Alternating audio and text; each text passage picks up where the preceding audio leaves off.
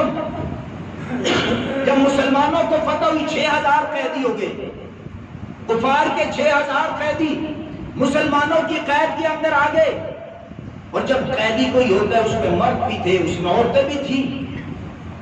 تو ایک عورت اس میں 70 سال کی بوڑھی خاتون بھی تھی جس کو صحابہ اکرام رضوان اللہ علیہم اجمعین میں سے کسی نے کچھ سخت لفظ کہا ہوگا، تو اس عورت نے کہا کہ مجھ سے اس طرح گفتگو نہیں کر سکتے، تم جانتے نہیں میں کون ہوں؟ پوچھا گیا آپ کون ہے؟ مفہوم عرض کر رہا ہوں، تو انہوں نے کہا میں تمہارے پیغمبر کی بہن ہوں۔ رسول اللہ صلی اللہ علیہ وسلم کی بہن بھائی کوئی نہیں تھا، صحابہ نے سوچا کہ ہمارے نبی کی نہ بہن ہے نہ بھائی ہے، یہ عورت کون ہے جو دعویٰ کر رہی ہے کہ میں تمہارے پیغمبر کی بہن ہوں؟ بڑے حیران ہوئے جب ان کے لہجے میں حضرت شیما کے جو لہجے کی کرختگی تھی جب وہ صحابہ نے دیکھی، وہ اللہ کے نبی صلی اللہ علیہ وسلم کے خیمے میں داخل ہوئے اور جا کے عرض کیا یا رسول اللہ ایک بوڑھی خاتون ہے قیدیوں کے اندر ہے، وہ تو کہتی ہے کہ میں تمہارے پیغمبر کی بہن ہوں، جاؤ اپنے پیغمبر کو بتاؤ کہ تمہاری بہن بھی قیدیوں کے اندر شامل ہے۔ اللہ کے نبی صلی اللہ علیہ وسلم حیران ہوئے کون ہو سکتی ہے؟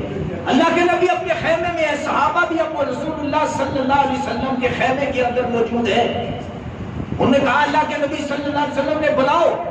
کون خاتون ہے جو یہ دعویٰ کرتی ہے؟ ایک بوڑھی خاتون جب اس خیمے کے اندر آئی، آقا نے دیکھا پہچان نہیں سکے، کہاں آقا صلی اللہ علیہ وسلم معصوم بچے، حضرت شیما اس وقت نوجوان، آج رسول اللہ صلی اللہ علیہ وسلم کے سامنے وہ بہن 70 سال عمر کی صورت میں سامنے آ رہی ہے، پہچانا نہیں، پوچھا کون ہو؟ کہا یا رسول اللہ صلی اللہ علیہ وسلم مجھے نہیں پہچانا، میں آپ کی وہ بہن ہوں کہ جس کی گود میں آپ کا بچپن گزرا ہے، جس کے بازوؤں میں آپ کا بچپن گزرا ہے، میں آپ کو اٹھاتی تھی اور لوریاں آپ کو سنایا کرتی تھی، اور لوریوں کے اندر آپ کے لیے دعا ہوا کرتی تھی، اے اللہ میرے اس بھائی کو عزت عطا کر، اس بھائی کو مرتبہ عطا کر، اس بھائی کو مقام عطا کر۔ میں اپنے الفاظ میں کہتا ہوں حضرت شیما نے کہا میں وہی شیما ہوں جو دعا کیا کرتی تھی، میرے بھائی کو آج اللہ نے عزت بھی عطا کر دی، مرتبہ اور مقام بھی عطا کر دیا، ساری انسانیت میں سب سے عرفہ اعلیٰ اعظم مقام بھی عطا کیا۔ اس بھائی کی بہن آج اسی کے پاس، اسی کے لشکر کے پاس قیدی کی حیثیت سے آئی ہے۔ اللہ کے نبی نے غور کیا، پہچان نہیں پائے، وقت گزر چکا ہے۔ حضرت شیما نے کہا یا رسول اللہ نشانی دکھا سکتی ہوں، جب میں نے آپ کو اٹھا رکھا تھا آپ بچے تھے، جب بچے کے دانت نکلنا شروع ہوتے ہیں تو یہ بچہ کاٹتا ہے ہر چیز کو،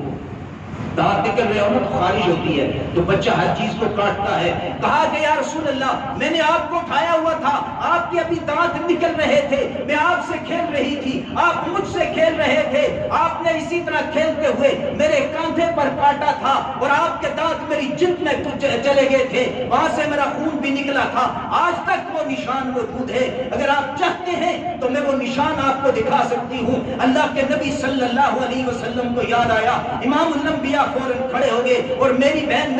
کہہ کے استقبال کیا، اپنے کاندھے سے کملی اتاری، نبوت والی چادر اتاری، خیمے کے اندر بچھا دی، ادھر آقا کھڑے ہوئے، سارے صحابہ حضرت شیما کے احترام کے اندر کھڑے ہو گئے، کہا یہاں خیمے کا منظر تبدیل ہو گیا، ایک بھائی 70 سال کے بعد، 60 سال کے بعد، 50 سال کے بعد اپنی بہن سے مل رہا ہے، اور وہ وقت کا نبی ہے، امام الانبیاء ہے، بہن کے احترام میں کھڑا ہو کے اپنی نبوت والی چادر فرش پہ بچھاتا ہے۔ یہ بہن ابھی ایمان لے کے نہیں آئی، اس چادر پہ بٹھا کے اللہ کے نبی پھر گفتگو کرتے ہیں، پھر بچپن کے واقعات کو یاد کرتے ہیں، اور آخری جو اللہ کے نبی نے بات ارشاد فرمائی اس کو سنیے اور بہنوں کے مقام کو سمجھیے،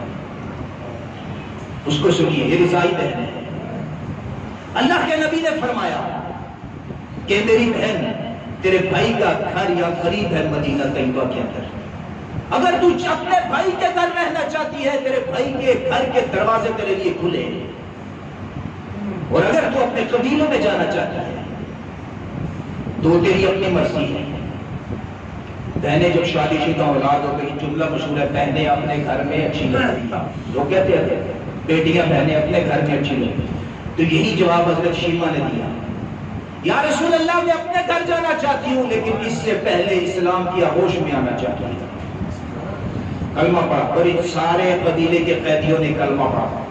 سارے مسلمان ہوئے، سب کو چھوڑ دیا گیا۔ تو میں آج یہ کر رہا ہوں کہ اللہ کے نبی صلی اللہ علیہ وسلم نے جب حضرت شیما کو رخصت کیا اور 2 اونٹ کا میرا خیال ہے 2 اونٹ تحائف کے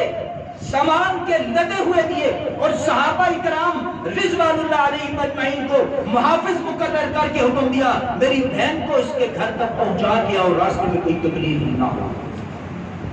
یہ جملہ ہمارے معاشرے کا مشہور ہے، میں نے پہلے بھی عرض کیا تھا کہ بہنوں کے گھر خالی ہاتھ نہیں جایا کرتے، یہ بھی اللہ کے نبی کی سنت ہے۔ اللہ کے نبی نے بہن کو خالی ہاتھ نہیں بھیجا، 2 اونٹ سامان کے لدے ہوئے دے کے بھیجا، پھر اپنے صحابہ کو ساتھ دے کے پروٹوکول کے ساتھ بھیجا۔ میرے محترم آج ہماری بہن گھر آ جائے نا تو ہم پریشان ہو جاتے ہیں، مہنگائی کے دور میں بہن آ جاتے ہیں، شرم آنی چاہیے۔ اللہ کے نبی نے یہ طریقہ بتایا ہے،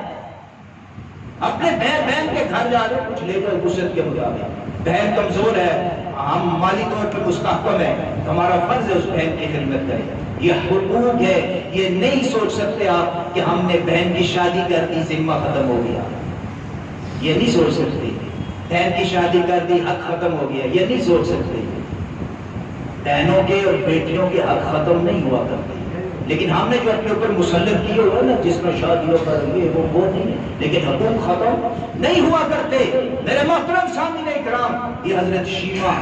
اس طرح رسول اللہ صلی اللہ علیہ وسلم سے رخصت ہوئی، یہ اللہ کے بہن کی صورت میں یہ عورت سامنے ہے تو میں نے عرض کیا اس کا یہ مقام، میں نے 4 رشتے آپ کے سامنے رکھے۔ عورت ماں ہے، اس کا مقام کیا ہے، بیٹی ہے، اس کا مقام کیا ہے، بیوی ہے، اس کا مقام کیا ہے، اگر بہن ہے تو اس کا مقام کیا ہے۔ یہ سب سے قریبی رشتے ہیں، اور اسلام نے ہر ایک کے الگ الگ حقوق ذکر کیے ہیں۔ اور پھر یہ بات بھی میں پہلے عرض کر چکا ہوں، ماں باپ کے اوپر اولاد کا جو سب سے بڑا حق ہے وہ ان کی تعلیم و تربیت ہے۔